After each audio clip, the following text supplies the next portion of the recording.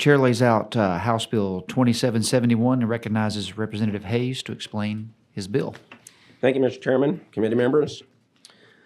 There is a committee sub. There were two bills filed that dealt with the same principle. My bill, 2771, and then Representative Verdell had a bill, 2759. We met, went through those two bills, and at the end of the day, thought we would tinker with it, but really, we believe the better bill was the wording in Verdell's bill, and that is the committee sub. Mr. Hayes, are you saying there is a committee sub? Yes, sir. Okay. The chair lays out the committee sub. Go ahead. Thank you. Do what? The Second Amendment to the United States Constitution. Mr. Hayes, hang on one second. Is there an objection to laying out the committee substitute? All righty. Please proceed. Thank you. The Second Amendment to the United States Constitution and Article 1, Section 23 of the Texas Constitution protects the rights of Americans and Texans to keep and bear arms. However, both federal and state laws place certain restrictions on this right, particularly for individuals with felony convictions. Current Texas law imposes a blanket prohibition on firearm possession for all convicted felons, regardless of the nature of the offense.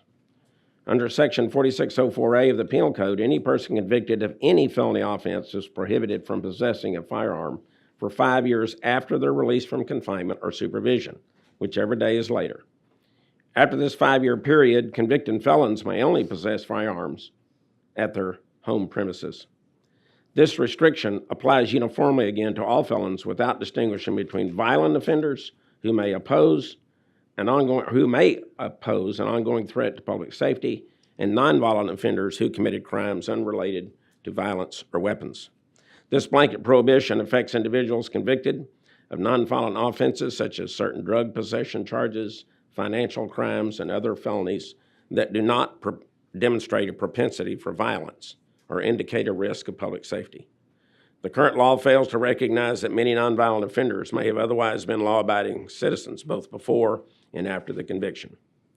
The committee sub for House Bill 2771 amends Section 4604A of the Penal Code to refine the scope of firearm possession restrictions for felons convicted of violent felonies.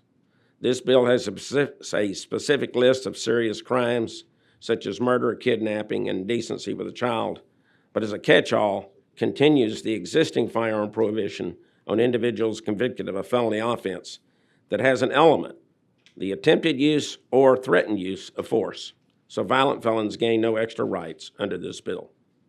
By targeting the restrictions to violent offenders, Committee Sub House Bill 2771 ensures that those who have demonstrated a propensity for violence continue to face appropriate restrictions on firearm possession, while restoring Second Amendment rights to Texans who committed nonviolent felonies and pose no demonstrated threat to public safety. Thank you, Mr. Chairman. Yield for any questions. Members, any questions? Chairman Canales. Representative Hayes, I appreciate what you're trying to do here, but your bill would ostensibly let somebody with cartel quantities of drugs, which is not considered a nonviolent felony, to be able to carry a firearm after they were off of their probation or off parole. Those people ostensibly are dealing with the worst of the worst in our communities. For instance, somebody with a kilo of methamphetamines would then subsequently be able to carry a firearm. What do you have? Do you have an opinion on that? Well, I may have a difference of opinion there, Representative Canales, but I know that that is an area that you're pretty up on, so I will take seriously with what you have related. But if you look at the list of criminal provisions that are limited or that are provided right now under that particular section of the property code, I'll give you an example. I don't believe I'm seeing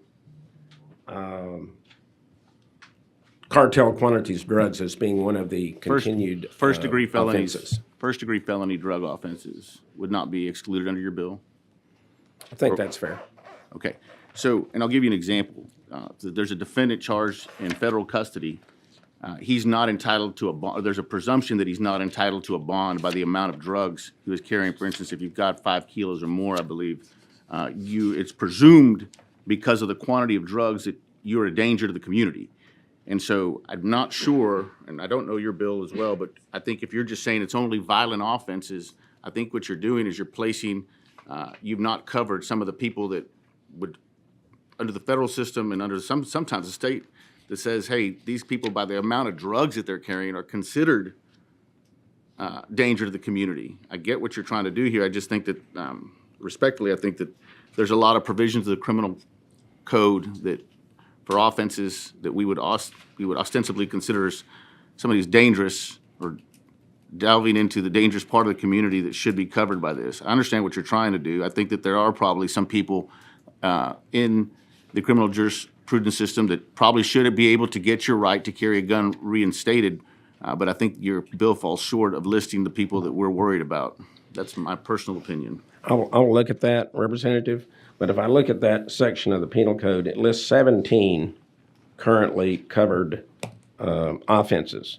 And those are, number one is, if the offense is punishable as a felony of the first degree. So I think it would cover and catch the cartel quantity of drugs that you were mentioning. Then it says murder, capital murder, aggravated kidnapping, trafficking of persons, continuous trafficking of persons, indecency with a child, sexual assault, aggravated sexual assault, a child, elderly, individual, or disabled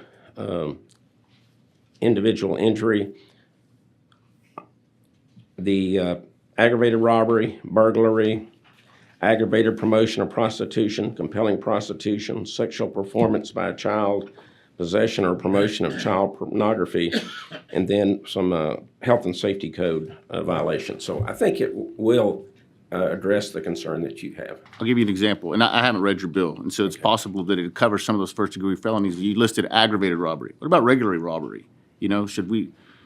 And so my intention is not to tell you to rewrite the bill, is that I guarantee you that we've got portions of people that we should not be giving their guns back to, and I'd be happy to work with you on it.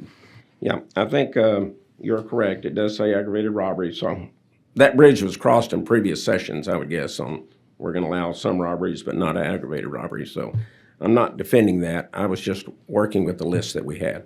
Like I said, as somebody who's practiced criminal defense law for 20 years, I guarantee, and I've had to write bills similar to yours for expunction and had to list specific offenses. I would just venture to guess that we haven't covered or discussed many offenses which we probably don't want to be giving people their guns back because of the nature of who they are.